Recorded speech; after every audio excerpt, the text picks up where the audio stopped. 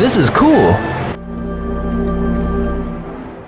Okay, Kaiju number 8. I love this cover. I have a thing for characters on one side and a solid background. This is a cool angle too. The back says, with the highest kaiju emergency rates in the world, Japan is no stranger to attacks by deadly monsters. Enter the Japan Defense Force, a military organization tasked with the neutralization of kaiju. Kafka Hibino, a kaiju corpse cleanup man, has always dreamed of joining the force. But when he gets another shot at achieving his childhood dream, he undergoes an unexpected transformation. How can he fight kaiju now that he's become one himself? Kafka hopes to one day keep his pact with his childhood friend Mina to join the Japan Defense Force and fight by her side. But while she's out neutralizing kaiju as the 3rd Division captain, Kafka is stuck cleaning up the aftermath of her battles. When a sudden rule of change makes Kafka eligible for the defense force, he decides to try out for the squad once more.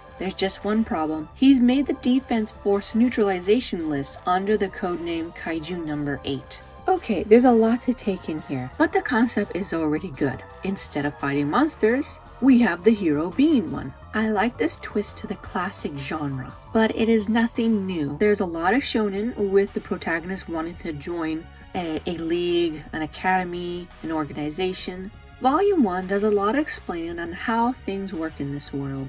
The world building is well thought out. It's actually convincing. We're shown that there's a kaiju cleanup crew and that there's the defense force and what it's like to be in both. It's like the day in life of these jobs. I definitely felt like I was transported into this world. This might at first seem like a more serious tone, but it's actually comedic. It's a really odd combination that I'm still can't tell if it mixes well. There's some awesome action, and then there's things being said that are just kind of goofy. And there's a lot of that anime manga yelling. I don't know, I'm pretty numb to it, but it can be kind of cringy. Okay, for the art.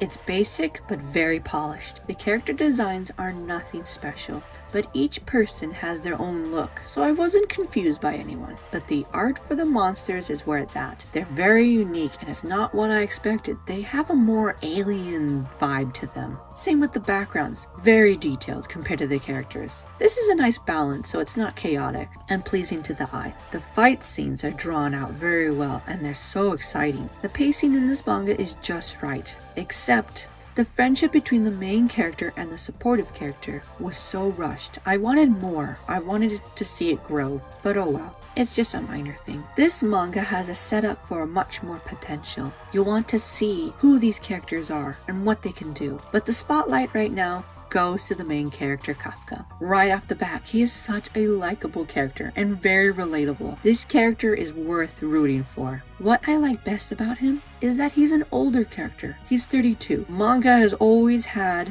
an obsession with 16-year-olds. This is just a pet peeve of mine. Turning 20 isn't the end of the world and 30 isn't old. Anyway, Kafka's motivation is really odd though. I don't know why this is a drive. Him and a childhood friend made plans to stop these monsters when they're older. He wants to keep those plans with his childhood friend, but they seem one-sided where the other character has nothing to do with Kafka. Does this friend even remember these plans? I don't know. It's just really strange. And it's really not relatable. It's a weak motive. And I'm not dissing at this manga. I really do like this manga. Actually, a better motive is the supporting character Reno. He asks Kafka why he gave up on his dream, and then tells him he doesn't understand what it's like to be someone who gives up. That's harsh, but a great wake-up call. This attitude makes Reno sound like a punk, and he is. But once their friendship begins, they make a great duo. This punk attitude is interesting because a lot of the characters, once they're introduced, are very unlikable. But once you understand them and see their motives, your perspective changes for them.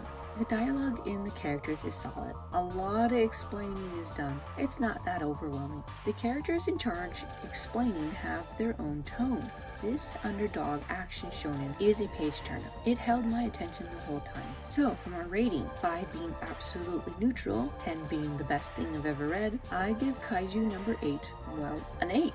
It's kind of fitting. I really enjoy this manga. It's not perfect, but the action, the plot makes up for that. Will you give this a try? What if I say please?